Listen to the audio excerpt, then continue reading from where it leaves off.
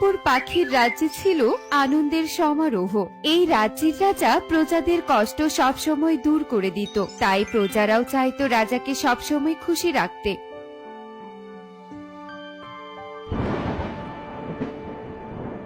সেনাপতি, মনে হচ্ছে এক্ষুনি ঝুম বৃষ্টি শুরু হয়ে যাবে, তাড়াতাড়ি পা চালাও, এক্ষুনি রাজ্যে যেতে হবে।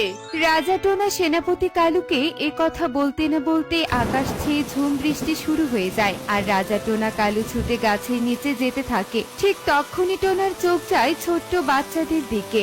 আরে বাহ সেনাপতি, দেখো দেখো, ছোট বাচ্চারা কাদায় কত সুন্দর খেলা করছে।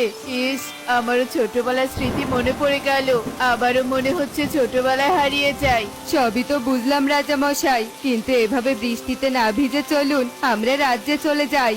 না না সেনাপতি, তুমি বরং রাজ্যে চলে যাও, আমি একটু ছোটবেলায় ফিরে যাই।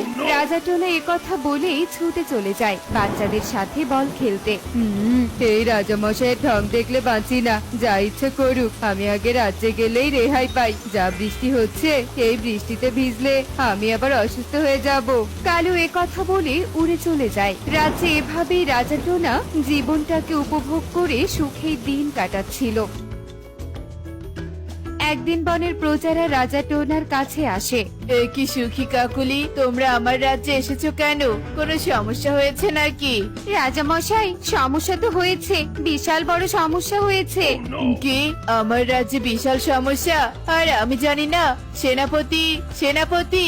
আরে রাজা মশাই, শান্ত হন শান্ত হন, এটা সেই সমস্যা নয়। আসলে রানীমা ছাড়া রাজ্য কেমন স্তব্ধ হয়ে আছে, আমাদের সবার কেমন যেন লাগছে। তাই বলছি, আপনি যদি এবার বিয়ে করে রানীমাকে নিয়ে আসতেন তাহলে বেশ ভালোই হতো। ঠিক আছে সুখী, তোমাদের খুশির জন্য আমি বিয়ে করতেও রাজি। তবে হ্যাঁ, আমি কোনো ধনী মেয়েকে বিয়ে করতে চাই না। বনের সবচেয়ে গরিব মেয়ের সাথে আমার বিয়ে ঠিক করো। কাকুলি আর সুখী রাজা টোনার কথা শুনে মেয়ে খুঁজতে বেরিয়ে পড়ে। অনেক খোঁজাখুঁজি করেও তারা গরিব মেয়ে খুঁজে পায় না। অবশেষে তারা একটা ভাঙা বিধ্বস্ত বাড়ি দেখতে পায় আর সেখানে চলে যায়। মা, তোমার আমি চিকিৎসা করব কি করে?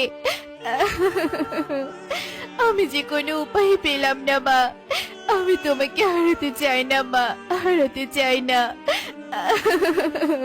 মা টুনি, তুই এভাবে কাঁদিস না, তোর কান্না যে আমি সহ্য করতে পারছি না। তুই যতই চেষ্টা কর, আমার হাতে যে সময় নেই, আমাকে যে ওপরে চলে যেতেই হবে। আমার একটাই আফসোস, আমি তোকে ভালো কারো হাতে তুলে দিতে পারলাম না। মাসিমা, আপনার শেষ ইচ্ছে পূরণ হবে। টুনিকে যে সে বিয়ে করবে না, আমাদের রাজ্যের রাজা বিয়ে করবে। আপনার মেয়ের মতোই যে আমরা মেয়ে খুঁজছিলাম, এবার আপনি নিজের মেয়ের বিয়ে দেখে যেতে পারবেন। কাকুলিদের কথা শুনে মিনু অনেক খুশি হয়। এরপর টোনার সাথে টুনির ধুমধাম করে বিয়ে হয়ে যায়। কিছুদিনের মধ্যেই টুনির মা টুনিকে রেখে চিরকালের জন্য চলে যায়। এভাবেই কেটে যায় অনেক দিন। টুনি তার মাকে হারিয়ে ভীষণ উদাসীন হয়ে যায়। টনি, এভাবে মন খারাপ করে থেকো না গো। তুমি এভাবে থাকলে আমার রাজ্যের শান্তি চলে যাবে। শাশুড়ি মাকে ওপরওয়ালা তার কাছে নিয়ে নিয়েছে, একদিন আমাদের সবাইকে যেতে হবে। এভাবে আর মন খারাপ করে বসে থেকো না গো। আচ্ছা ঠিক আছে টোনা, আমি হাসি খুশি থাকার চেষ্টা করব। এরপর যত সময় যাচ্ছিল টনি ততই স্বাভাবিক হয়ে যাচ্ছিল। আবারও টোনার রাজ্য আগের মতো আনন্দে ভরে ওঠে। টোনার মতো টনিও রাজ্যের দুঃখ কষ্ট দূর করতে থাকে।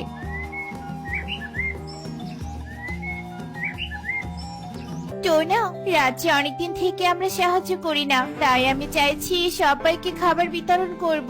তুমি কি আমাকে টাকা দিবে?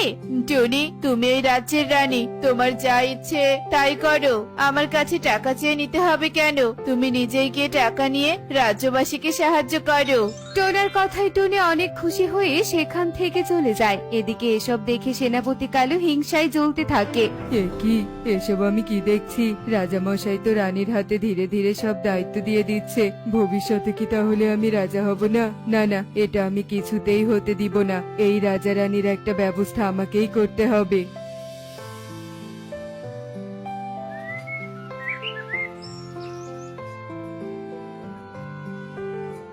তান্ত্রিক বাবা, আপনি রাজা রানীর কিছু একটা করুন। ওদের এই ভালো কাজের জন্য যে আমি কখনোই রাজা হতে পারবো না। যত টাকা লাগে আমি আপনাকে দিব, তবুও আপনি রাজা রানীকে উচিত শিক্ষা দিন। সেনাপতি, ওদের একটাই উচিত শিক্ষা দেয়া যাবে, সেটা হলো মন বন্দি। রাজা রানীর মন জোড়া আনারস বাড়িতে বন্দি করে রাখলে তোকে কিচ্ছু করতে হবে না। প্রজারাই ওদের তাড়িয়ে তোকে বনের রাজা বানাবে। সত্যি বলছেন তান্ত্রিক বাবা? তাহলে আর দেরি করছেন কেন? এক্ষুনি রাজা রানীর মন জোড়া আনারস বাড়িতে বন্দি করুন। কালুর কথা মতো তান্ত্রিক যজ্ঞে বসে আর যজ্ঞ করতে থাকে। ওদিকে টোনাটুনি ঘুমাচ্ছিল। ওদের অজান্তেই তাদের শরীর থেকে গোল বলায়ে তাদের মন বের হয়ে চলে যায় তান্ত্রিকের কাছে, আর তাদের দুজনের মনকে নিয়ে তান্ত্রিক জোড়া আনারস বাড়িতে বন্দি করে রাখে। রাজা রানী, তোদের দিন শেষ আর আমার দিন শুরু। আর মাত্র কিছুদিন পর আমি হব এই বনের রাজা। শয়তান সেনাপতি এসব বলে হাসতে থাকে। এভাবেই সেই দিন কেটে যায়। পরের দিন সুখী কান্না করতে করতে রাজদরবারে চলে আসে। রাজা মশাই, আমার সব শেষ। কে যেন আমার জমির সব ফসল চুরি করে নিয়ে গেছে। আমার এখন কি হবে? তোমার কি হবে মানে? যা হয়েছে তাই হবে। চুরি হয়েছে হয়েছে, এত ন্যাকামো করে কান্না করার কি আছে? এমন ভাব করছে যেন তার জীবন চলে যাচ্ছে। একে রানীমা, আপনি আমার সাথে এরকম আচরণ করছেন কেন? রাজা মশাই, আপনিও কিছু বলছেন না কেন? আপনি চোরকে ধরার ব্যবস্থা করুন না রাজা মশাই। মামার বাড়ির আবদার নাকি সুখী যে তুই যা বলবি আমাকে তাই করতে হবে? কানের কাছে ঘ্যান ঘ্যান না করে চলে যা বলছি এখান থেকে। আমি কিচ্ছু করতে পারবো না। রাজা রানী রেগে তাদের কক্ষে চলে যায়। এদিকে সুখী কান্না করতে থাকে। রাজা মশাই, যাবেন না। আমার কথা শুনুন রাজা মশাই, এমনটা করবেন না। কাঁদ সুখী কাঁদ, তোদের কাঁদানোর জন্যই যে আমি বনে এসব করেছি, আর তোর জমির ফসল আমিই চুরি করেছি। শয়তান কালু একের পর এক অন্যায় কাজ করেই যাচ্ছিল, আর রাজা রানীকে সবার সামনে খারাপ প্রমাণিত করছিল। বনের পাখিদের পাশাপাশি এবার কালু অন্য বুদ্ধি করতে থাকে। অনেক তো চুরি করেছি, ফসল চুরি করে লাভ নেই। বনের পাখিরা কেঁদে সবটা ভুলে যাবে। এবার আমাকে পাখিদের বাচ্চাকে চুরি করতে হবে। বাচ্চা চুরি হলে কেউ আর চুপ করে ঘরে বসে থাকবে না, রাজা মশাইকে উচিত শিক্ষা দিবে। কালু এসব জল্পনা কল্পনা করে চুরি করার বুদ্ধি করে।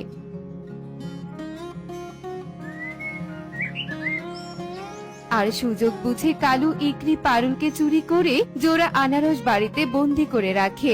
আমার কাজ হয়ে গেছে, এখন বাকিটা বনবাসী করবে। কালু একথা বলে সেখান থেকে চলে যায়। আর ওদিকে ঈগল ইকরিকে খুঁজে না পেয়ে পাগল হয়ে যায়। ইকরিমা, ইকরিমা, কোথায় তুই মা? কথা বল মা, কথা বল। মা ইকরি, মা ইকরি। ঈগল তার মেয়েকে খুঁজতে খুঁজতে দেখে কবুতরও তার মেয়েকে খুঁজছে। তারা দুজন পুরো বন তন্ন তন্ন করে খুঁজেও যখন তাদের মেয়েকে খুঁজে পায় না, তখন রাজা টোনার শরণাপন্ন হয়। রাজামশাই, রাজামশাই, আমাদের মেয়েকে কোথাও খুঁজে পাচ্ছি না। আমার মেয়েকে খোঁজার ব্যবস্থা করুন রাজামশাই। আমি আমার মেয়েকে ছেড়ে বাঁচবো না। দেখো ঈগল দাদা, তুমি বাঁচতে চাইলে বাঁচো, না বাঁচতে চাইলে নাই। আমি কাউকে খুঁজে দিতে পারবো না। এমনিতেও আমি অনেক ক্লান্ত, আমাকে বিশ্রাম নিতে হবে। যাও তোমরা আমার রাজ্য থেকে। সেনাপতি, ওদের বের করে দাও।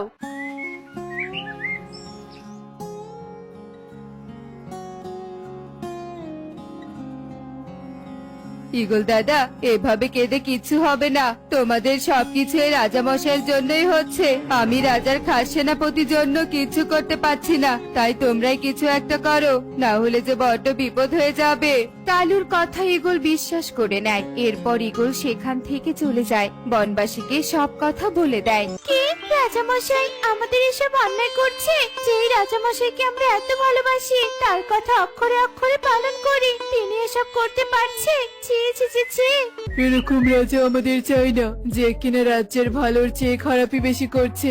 ওই রাজা রানীকে এক্ষুনি হাত পা বেঁধে নদীতে ভাসিয়ে দিতে হবে। বনের সবাই যখন ভালো রাজা রানীকে নিয়ে এসব সমালোচনা করছিল, তখন প্রকৃতি মাতাও নারাজ হয়ে যায়। তাই প্রকৃতি মাতা ভালো রাজা রানীকে বাঁচাতে সাদা পরীকে পাঠিয়ে দেয়।